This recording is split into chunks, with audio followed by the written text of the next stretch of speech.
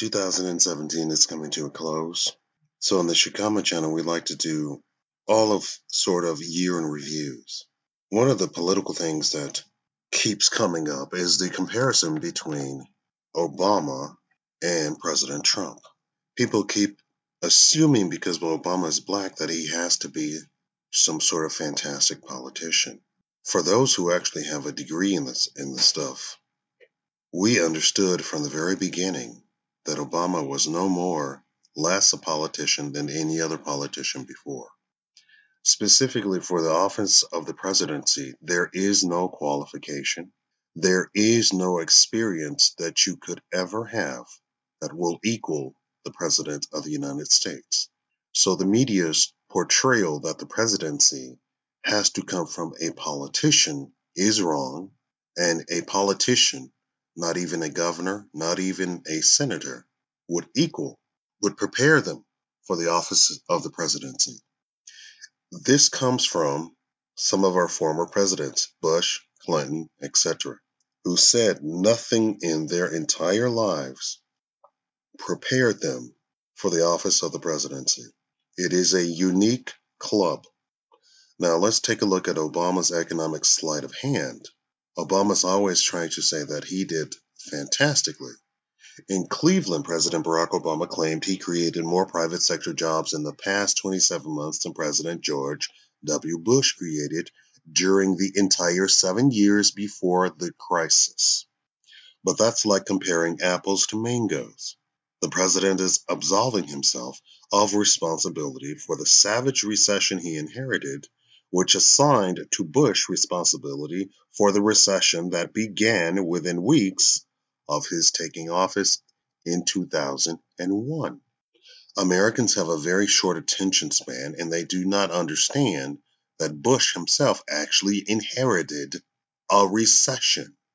Guess what? So did Reagan. So did Carter. So did Clinton. Actually, Clinton didn't inherit a recession. Reagan's policies bled over well into Clinton's administration, and Clinton claimed victory during his administration when it was, in fact, Reaganomics that was coming forth.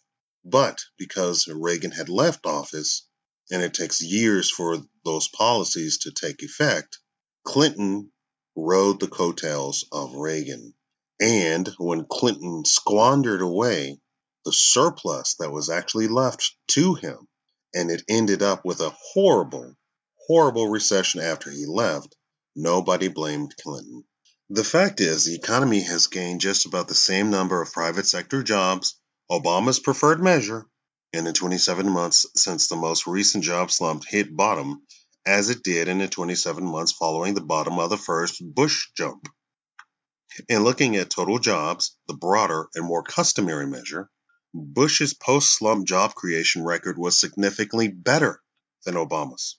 And that's not the only dubious use of statistics President Obama made during his economic speech in Cleveland on June 14, 2016.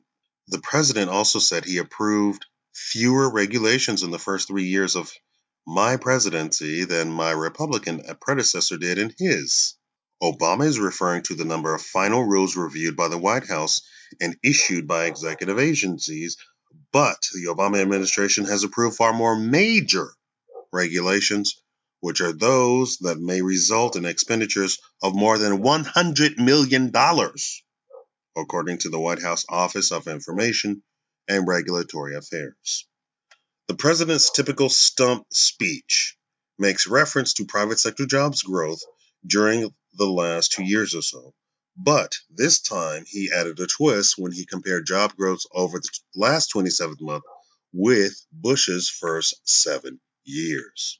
Obama is referring to the increase in private sector jobs from February 2010 to May 2012. He uses February 2010 as a starting point because that was the low point for private sector employment at 106,773,000 jobs.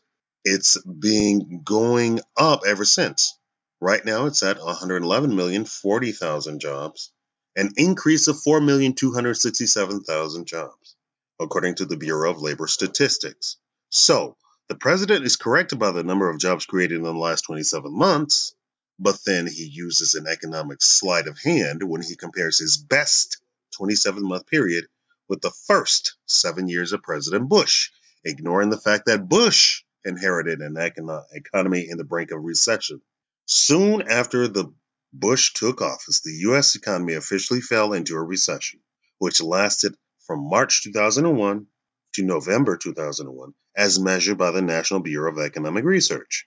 There is always a lag in job growth after a recession officially ends, and the low point for private sector employment was not reached until July 2003, when it fell to 108,233,000. By October 2005, which would be 27 months after the job slump ended, the U.S. had 112,491,000 jobs, an increase of 4,259,000 jobs. That's nearly identical to Obama's best 27 months after the recession, as you can see from the chart.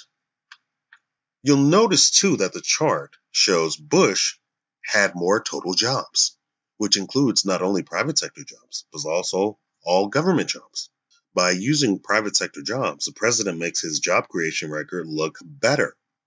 The U.S. has gained about 55,000 private sector jobs since Obama became president in January 2009, but overall, there has been a total loss of 552,000, all because of the decline in government jobs. Just for the record, and to show how easily one-sided or another can shade the truth by clever selection of the time period it was discussed, here's a monthly change in total non-farm employment seasonally adjusted for the full Bush presidency and Obama's term so far, up to 2012, his first term in office. They highlighted the best month of Bush, a 374,000 job gain in 2005, and the worst 818,000 job loss that took place during his final month in office, January 2009, since the Bureau of Labor Statistics bases its figures on a monthly survey covering the week that contains the 12th day. The entire January job loss took place before Obama was sworn in on the 20th. Obama's best month was May 2010, but that's due primarily to an artificial spike in temporary hiring by the Census Bureau to conduct the 2010 census. 427,000 federal jobs that were added that month alone of the 516,000 total jobs.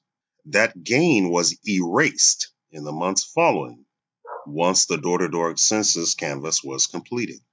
Aside from the census spike, Obama's best month was January of this year, of 2012, with 275,000 jobs gained. That didn't equal Bush's best month, and it's been downhill since then. Our point is that Obama's job record can be made to look better or worse depending on what's being counted and when. Responding to Republican critics who say that over-regulation by the Obama administration has hurt the economy and slowed recovery, Obama said, quote, "I have approved fewer regulations in the first 3 years of my presidency than my Republican predecessor did in his." That's true, but only in a literal sense. Obama is referring to the number of final rules reviewed by the White House and issued by executive agencies. Officials at the White House Office of Information and Regulatory Affairs walked us through the data, and the tally comes to 931 in the first 3 years under George W. Bush, compared to 886 in the first 3 years under Obama.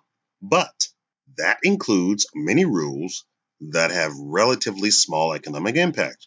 Over the year, OIRA puts out an annual report on the major federal regulations enacted each year. Major rules that are those that may result in expenditures of more than $100 million. That includes rules that may have cost or benefit of more than $100 million. By that measure, the Obama administration has approved far more than Bush did in his first 3 years in office, according to the overall report. Obama approved 37 major regulations between January 20th, 2009, when Obama was sworn into office, and September 30th, 2011. including 29 that cost more than $100 million. During a similar span at the start of Bush administration, Bush had approved 9, 6 of which cost more than $100 million. The estimated cost of Obama's major regulations also far outweighed the cost of major regulations approved by Bush, $18.8 billion to $4.3 billion. There are also benefits to many regulations, things like savings on gas due to new fuel efficiency standards, or healthcare savings due to decreased incidence of illness from pollution regulations. Aura puts a value on those benefits as well. According to Aura estimates, the benefits of Obama regulation far outweigh the costs, and the net benefit far surpassed the net benefits from Bush's regulations. From the start of Obama's presidency, September 30th, 2011, the net benefit of Obama's regulations was estimated at $91 billion.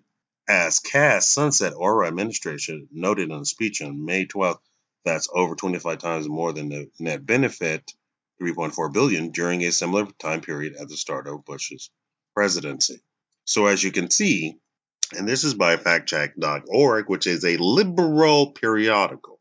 So they end on a high note saying that we estimate the benefit of Obama's regulations outweigh those of the detriment of his regulations. But here's the deal on that. What they're saying is the number, once again, the number is better under Obama than under Bush. But anybody with any sort of economic sense would understand that it's not the number. You can say it's $100 billion, but is it impacting the economy as a whole beneficially? And the answer is no. It benefited those companies, and that's it. Thank you very much for watching. Please like the video. Thank you. Bye.